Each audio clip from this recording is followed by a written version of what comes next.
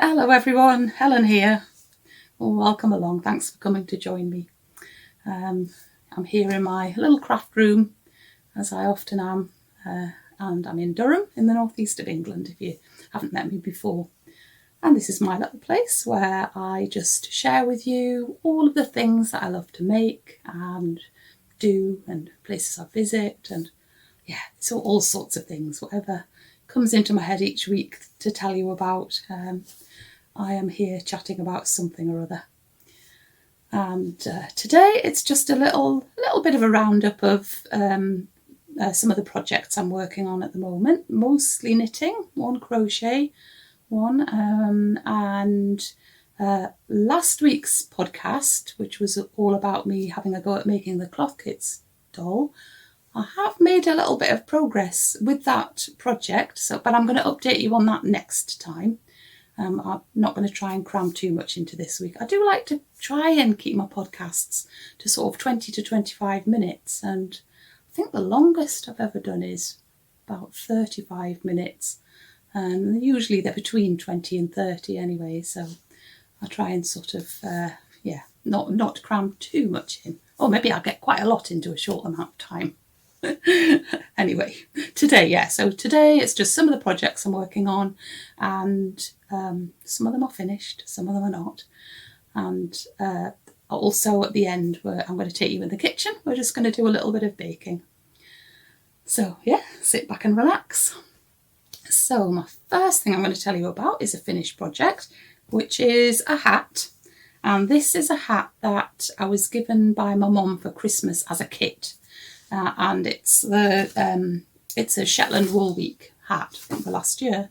Yeah, it is. And so I've really enjoyed doing that. I like doing Fair Isle, colour work knitting, and this one has been quite enjoyable, although not as enjoyable as sometimes, because this time I was using a different yarn. It's called Laxdale yarn. It's just very new. It was only first produced last year, I think, in Shetland, so it is a Shetland yarn. And the thing about it is that it was such sticky yarn, which is good for colour work, I know, because it's good to sort of, for all the fibres to bind themselves together nicely so that you get a nice neat pattern. But it was so sticky that constantly the strands of yarn were, even when I separated whichever two balls that I was using at one time, the strands were always sticking to each other. I was constantly pulling them apart. So that made it probably less enjoyable than usual. But apart from that, it was fine. And the only other thing with this hat was that my mum hadn't realised, or had forgotten, that my favourite hat that I wear is very similar in colour. So I'll show you. So this is my favourite hat that you'll have seen me, if you've watched me a few times when I've been out in the cold weather. This is the one I'm wearing. And I didn't even make this one. This one I bought at a Christmas market in York quite a few years ago. And I think it's called a yak hat or something. It's made out of yak. Black yak, yeah. And it's such a lovely hat. But these are the colours that my mum bought me. So here's the finished hat that I've just made. You can see, very similar. So my mum was a bit sorry about that, but it doesn't matter. I love the colours, and this is extra special because I made it, isn't it? So the yarn, was a bit sticky to work with. I don't know what the word is. I don't know if that's even the correct term. It just seemed to, be attracted and then gets, anyway. It was interesting blocking it. It says in the pattern there to block it around a bowl or a balloon, blown up balloon or something, so that you get the nice shape. And also it said to sew a piece of wool around the rim, because it was really wanting to just flip up all the time. So it said to encourage it to stay down. But in fact, I think probably since I was planning to do something else with the hat as well, it wouldn't really have been so much of a problem. Anyway, so the thing that I've done to this hat is what is in this hat. One of the reasons I love this hat, and that's because this hat is lined with a nice fleece, and it makes that just part way up, so you can see. Oh, this is it inside out, look. So that's you know, the hat that I wear a lot, and I thought I'd love to do that to a hat that I make myself. So that is what I have done with this one. So if I just turn it inside out, you can see that I have sewn a piece of dark green felt. I just did it by hand, and that means that it fits me really snugly. So it's not tight, but it's definitely not going to blow off when on a windy day. So yeah, so I think that's all I need to say about that. I am very, very happy with it. So I'll not need to wear this one out so quickly, will I? And this one can sort of come into use as well. Okay, so that's my hat that's finished.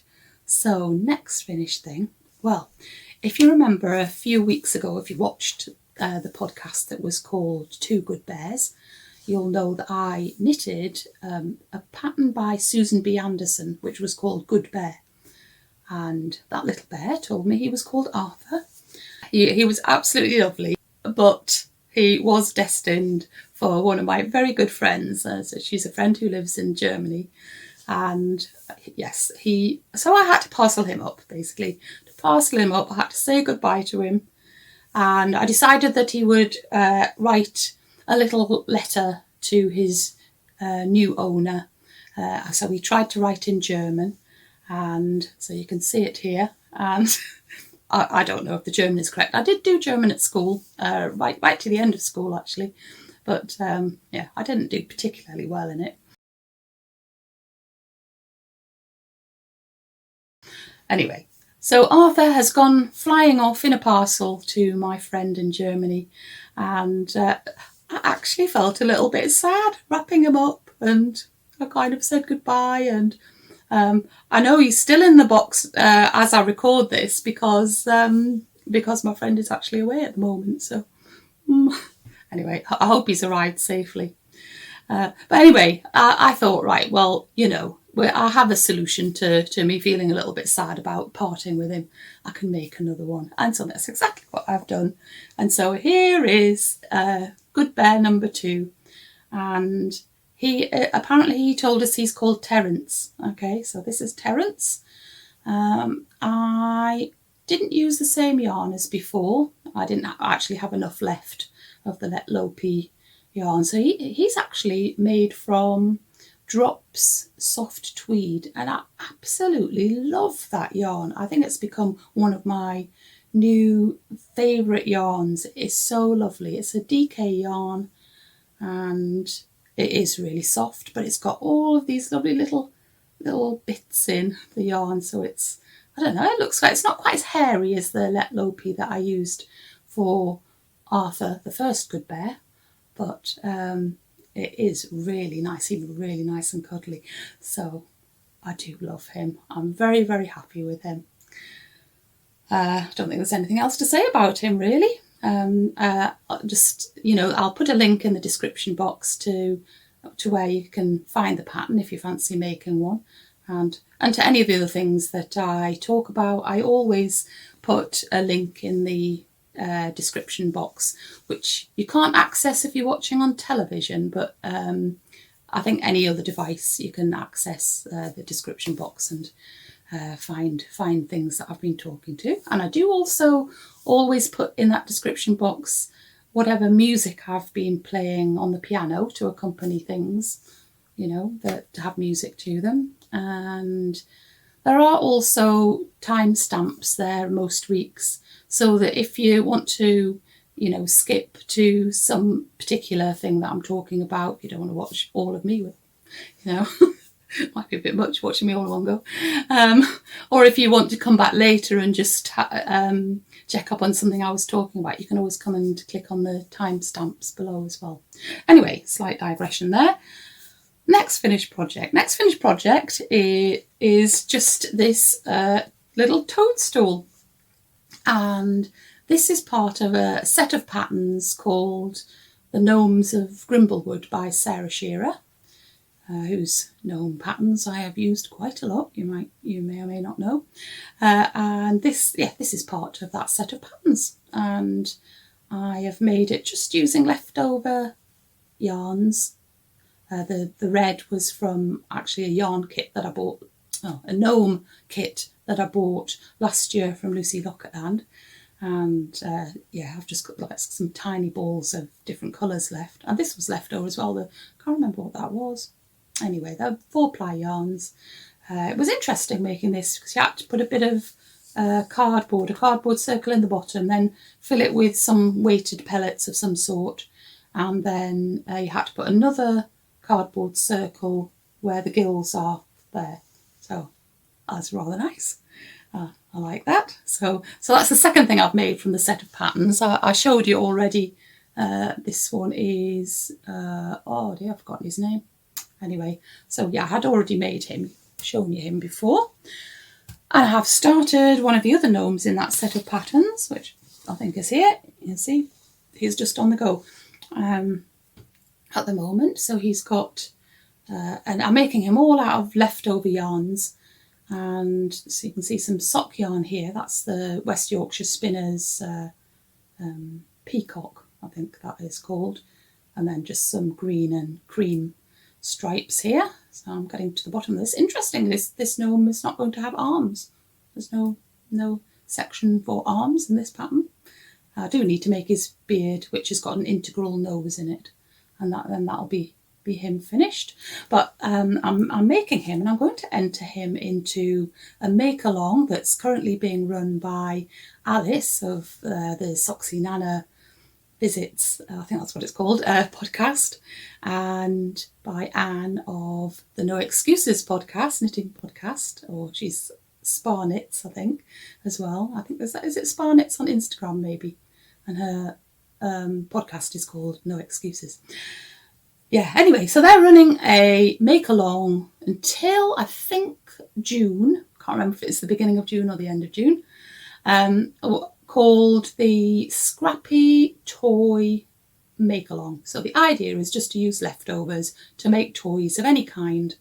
And so this gnome, when he's finished, is going to be entered to that. And you can either post your photos on Instagram or on Ravelry, or I'm sure you can probably email them as well. But if you want to find out a bit more, then if you go to those other podcasts, and I'll link them in the description box, and hopefully I'll put them on the screen as well.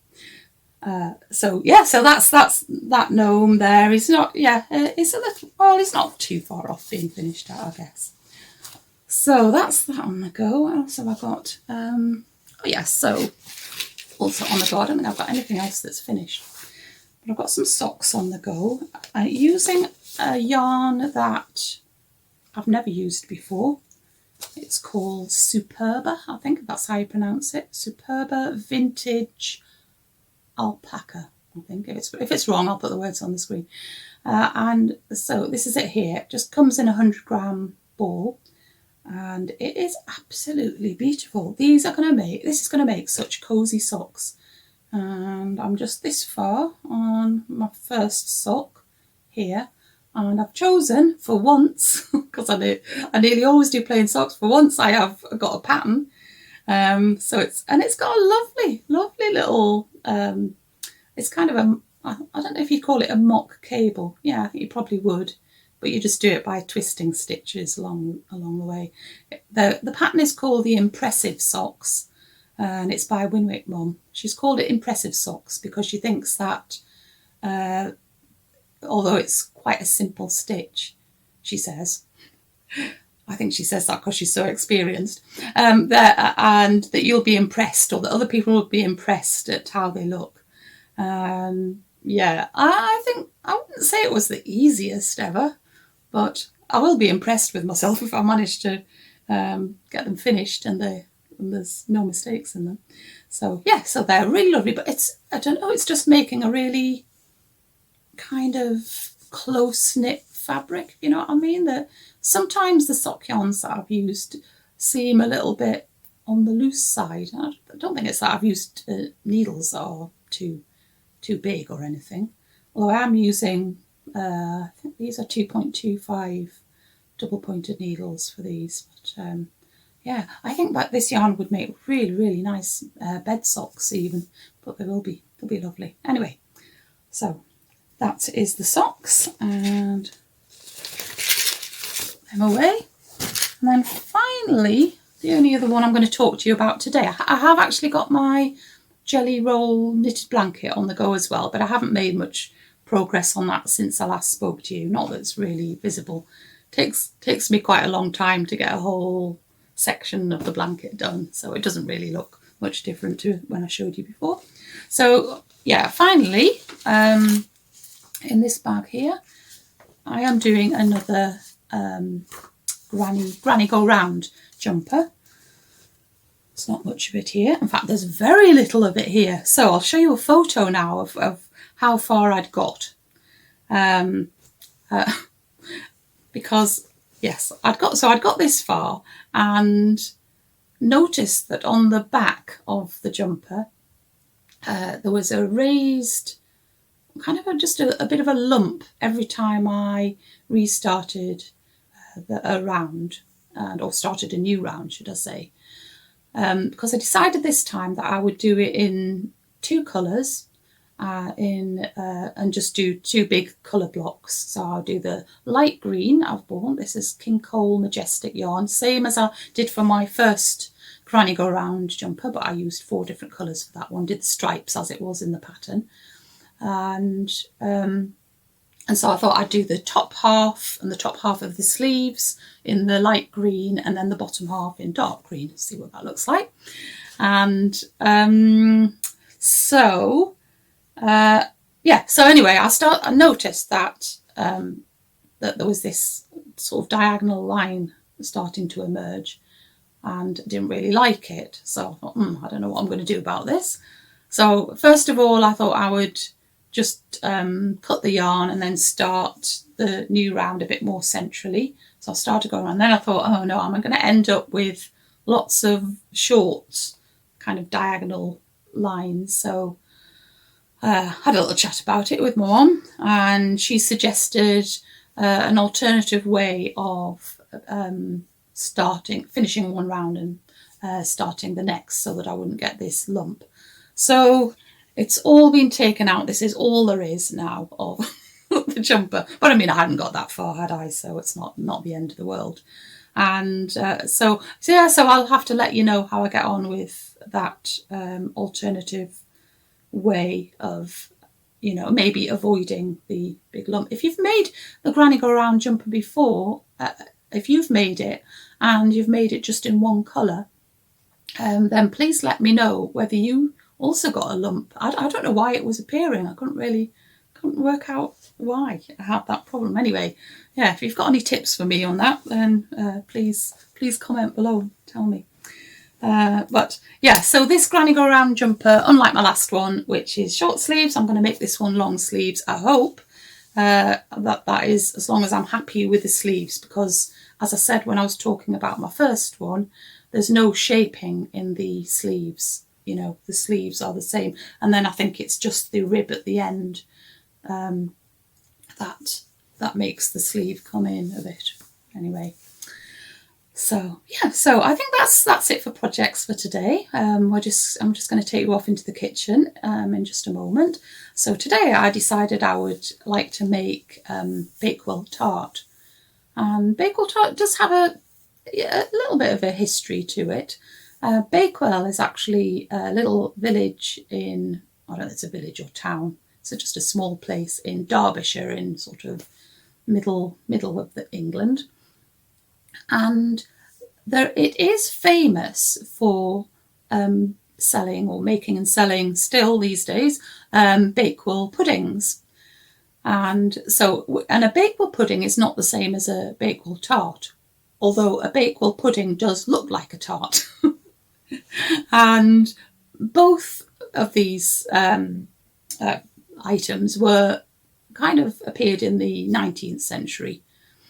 Well, There's not really any solid evidence for when these things first came about, but anyway, a Bakewell pudding, it uses flaky pastry, a base, so it looks like a tart. And it has, the filling is a kind of custardy, egg custardy type of filling. It's not the same as a custard tart. It is different, texture to a custard tart. But yeah, anyway, so that's Bakewell pudding. That certainly, it seems to have been around since the 1850s. And I think the Bakewell tart was invented a little bit after that, maybe even the early 1900s. Nobody's really sure. But that is made of a shortcrust pastry base, and then the filling is kind of an almondy flavour. It's got ground rice and ground almonds, as well as sugar and eggs and butter. And these days there are lots and lots of different versions of Bakewell tart. I mean, there's loads of different recipes. So nobody really knows what the original was like. And yeah, not even the toppings are the same. I mean, the fillings are all essentially an almondy flavoured, cakey texture, but in the base of the pastry case, you can put various kinds of jam. Some people will say that a true Bakewell tart should have raspberry jam on the base, but other people don't agree with that. So it was very interesting looking up all the information that there is on the Bakewell tart. There's not many people in agreement about its origins and what the real recipe should be. Anyway, the one that I was going with was the one from my favourite recipe book, the Biro book, which if you've watched me lots of times before, you know I'm always baking things out of that. And although, I mean, I think I probably will, now that I've looked at all this history, I think I probably will go and try some of the other recipes. It's quite interesting. Anyway, the Biro recipe does say that you should put toasted almonds on the top, and I didn't have any when I was making them, but otherwise I've pretty much stuck to the Biro recipe. So yeah, come with me into the kitchen then and let's do some baking.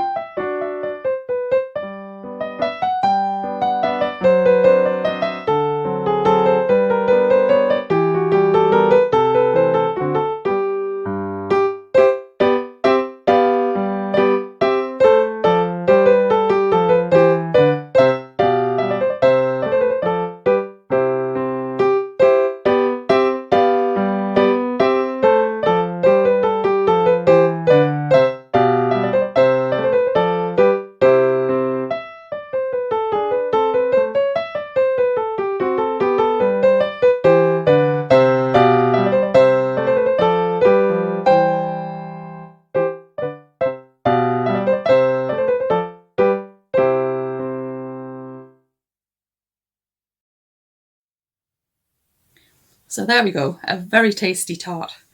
And yeah, as usual with my baking, it wasn't around for long. Soon gets eaten up. But if you want to have a go at it, as I think I put in the video, you can find the recipe in the description box if you haven't got a Biro book. So anyway, I think that's all for today. I hope that until I see you again, you will keep nice and busy and yeah, do lots of lovely things. Take good care of yourself though, and I'll be back again very soon. Okay then, bye.